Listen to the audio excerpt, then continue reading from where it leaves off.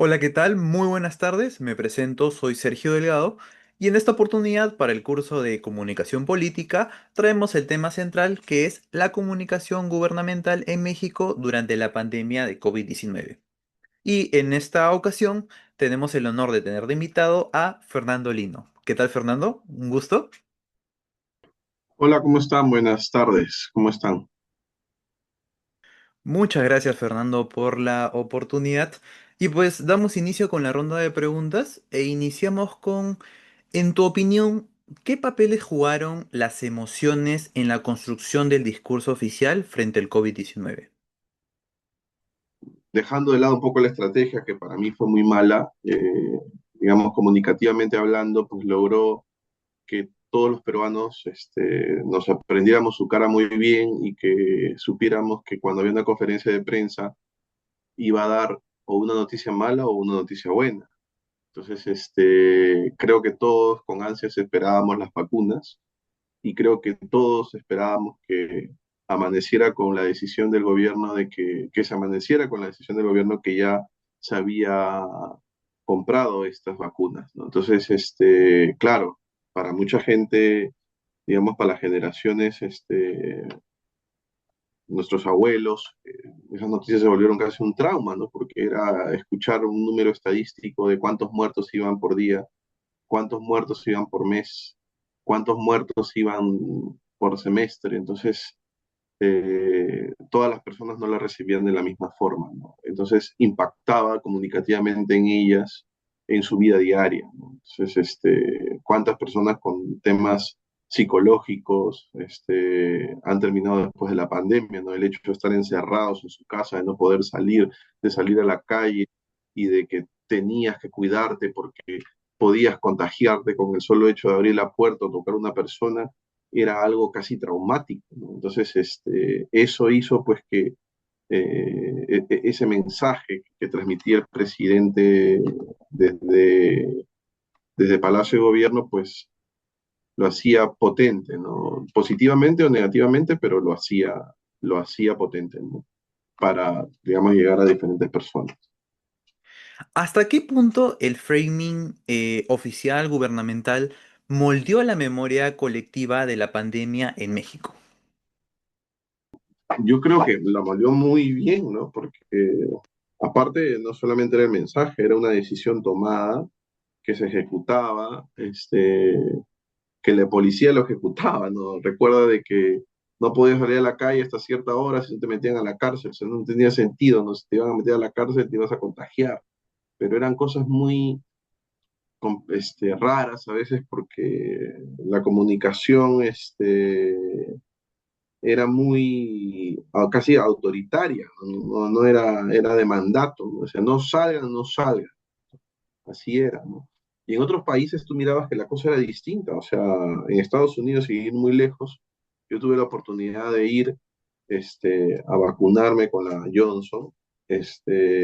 Salir del país fue algo traumático con tu máscara, en el avión con mascarilla y todo, y llegabas a Estados Unidos y todos andaban sin máscara, o sea, sin mascarilla, y tenías acceso a la vacuna como irte a comprar un helado a la esquina, o sea, y aquí se moría la gente por hacer colas y encima, como no había la capacidad casi para poder vacunarse, pues tenías que hacer colas largas y a veces colas largas que eran encima organizadas, porque eran por edades, se hizo todo un orden que al final pues hacía que la gente se preocupara y viviera ansiosa de ponerse la vacuna.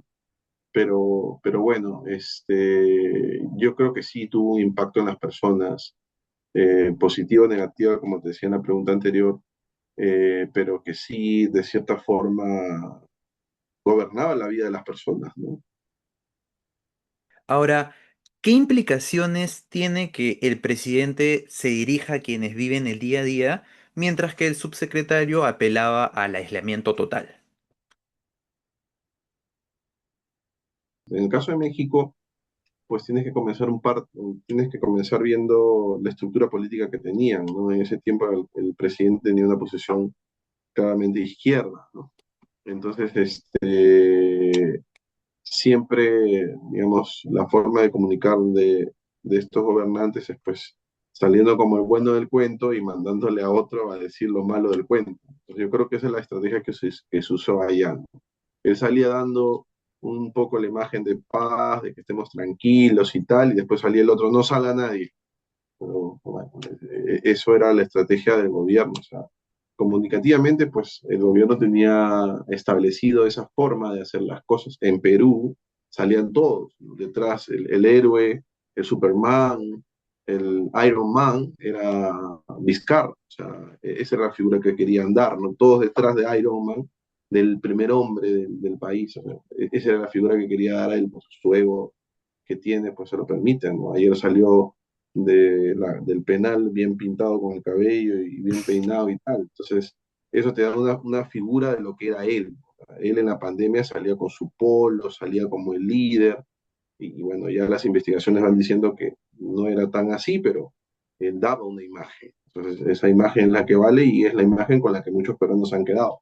O sea, era el comandante en jefe que estaba adelante de la guerra. Entonces, sí, era una guerra del virus. Esa es la imagen. Y en el caso de México, pues el comandante en jefe era el que daba el mensaje de paz y mandaba al general o al comandante a que diera la parte fea. Entonces, son estrategias de comunicación, una forma de llegar a la gente, pero el impacto, pues al final es el mismo, ¿no? Finalmente, ¿hasta qué punto la comunicación de crisis se convierte en un ejercicio de control de daños más que de transparencia? Bueno, yo creo que tiene el resultado de los números, es el resultado de cómo se gobierna, ¿no? En el caso de Chile, si queremos hacer un comparativo, el número de muertos fue menor al nuestro, porque ellos sí tuvieron una respuesta inmediata por parte de su presidente, ¿no? Que fueron los primeros en comprar la vacuna en Latinoamérica, o sea, que era la vacuna famosa americana, Pfizer, que era la que en ese momento todos querían. Nosotros estábamos en segundo en cola y Pfizer al final terminó mandando las vacunas que iban a venir a Perú a Chile. Entonces, claramente, si tú das una estadística, vas viendo de que el gobierno fue eficaz, el chileno, para poder combatir esta guerra del virus. En el caso en el nuestro, el presidente optó por las chinas, primero por sus estas pruebas rápidas que mataron más gente que eso, a la gente que yo tengo gente muy cercana, que por hacerse esas pruebas terminó contagiándose y muriendo, porque al parecer era un negocio que tenía el gobierno, ¿no? Pero claro, ahí le conviene ocultar los números y no sincerar el número final de fallecidos. Hasta ahorita hay un libro que ha hecho el hijo del periodista Baella, que es muy interesante, donde se ve la realidad que aún no podemos conocer el número exacto de muertos en el Perú. En el Perú la situación ha sido muy compleja. Hay gente que no decía que estaba enferma porque terminaba en una bolsa de basura y no sabías dónde iba a terminar tu familiar. Yo tenía a mi abuela que en ese tiempo vivía, que tenía miedo a morirse porque ella me decía, yo no me quiero morir sola. Entonces, nosotros de manera interna ya habíamos tomado la decisión que si pasaba algo teníamos que ver cómo hacer, pero llevarlo a un hospital era prácticamente matarla. Entonces, esa realidad no se conoció en ese momento porque tú veías un presidente que decía mentiras y que daba una falsa información cuando los muertos eran más porque era ocultar la incompetencia de su gobierno. Entonces, vamos, ¿qué repercusión puede tener? Pues una repercusión para la gente que creía en él, pues que estaba haciendo bien las cosas, pero la realidad era otra. Pero bien, espero haber podido ser de ayuda y, Sí, y pues nada, animarlo siempre a buscar la información, a cruzarla.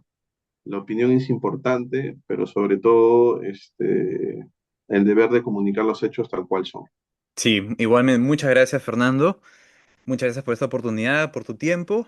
Y bueno, espero también que en otro trabajo, en otra oportunidad, nos puedas ayudar bastante, ¿no? Que tu opinión es muy valiosa. Muchas gracias, de verdad. Listo, nos vemos. Chau, Gracias, chau. gracias.